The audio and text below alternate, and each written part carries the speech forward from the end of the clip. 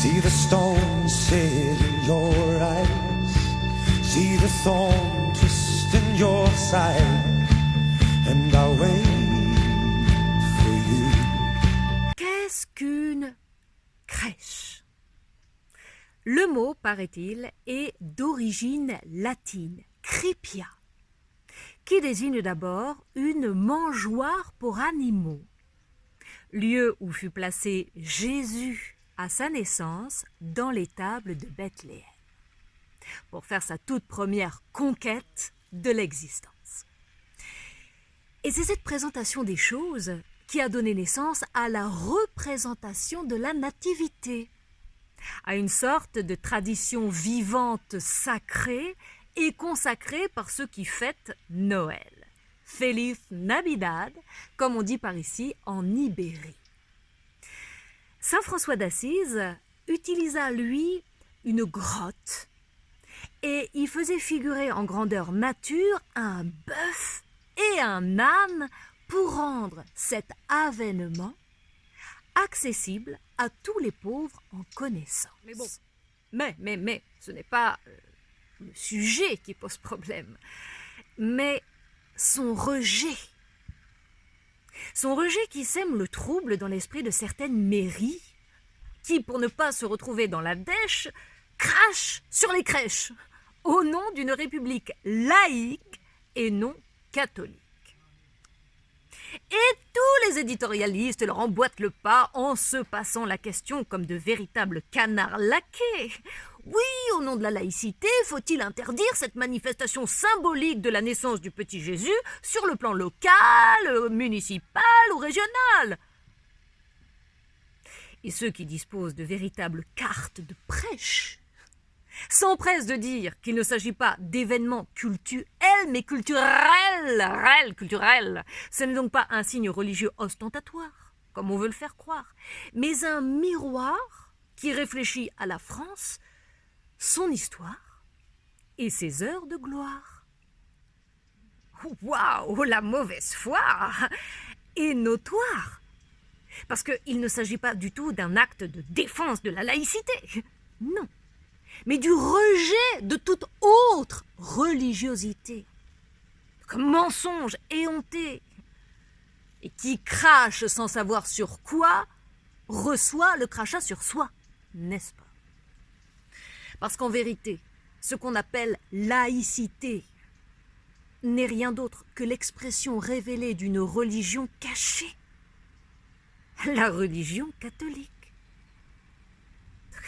Ayons donc un peu plus de mérite et soyons un peu moins hypocrites. La France n'est pas laïque, mais catholique. Elle est même très précisément catho-laïque, à la jointure des deux rives ou des deux dérives, et deux faces pour un seul visage, à l'image de la République.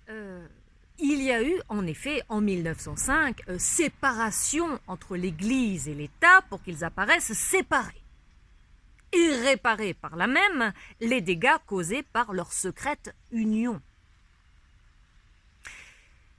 Et si on voulait vraiment rouvrir tous les livres d'histoire, qui ne figurent que dans de rares bibliothèques, on s'apercevrait que le pays des Lumières, celui de la Révolution française, ne se réfère en vérité qu'aux lumières dispensées par le Christ. Et même si on n'en a gardé que la cerise, elle suffit pour graver dans le marbre la devise dite catho-laïque, liberté, égalité, fraternité. Ou la mort, rajouteront les plus forts. Pour le dire à la freudienne, ce ne sont que des réalisations déguisées d'un désir refoulé, celui du Christ roi, avec ou sans moi. C'est catholique. Le grec dit katholou pour dire que c'est l'universel, qui n'est essentiel que dans la mesure où il a un rapport avec le ciel, avec Dieu. Le Dieu des catholiques, qui refuse donc tout autre signe religieux.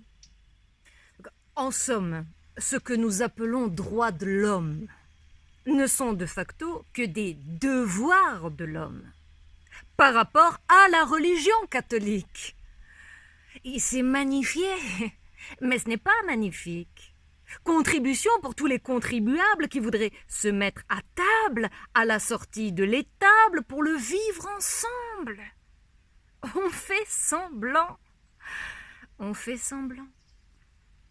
Au feu les canards boiteux. Et heureux ceux qui l'ont compris ou pris sur eux. Parce que c'est la seule façon de voir Dieu. Et sous peine de m'auto-exclure de ce genre de débat, je ne peux en conclure qu'une chose. C'est que si on veut me faire avaler la couleuvre de la laïcité, on devrait me dire la vérité. Rien que la vérité, mais toute la vérité sur ma France. C'est-à-dire que la France n'est pas, n'a jamais été, ne sera jamais laïque. Jamais.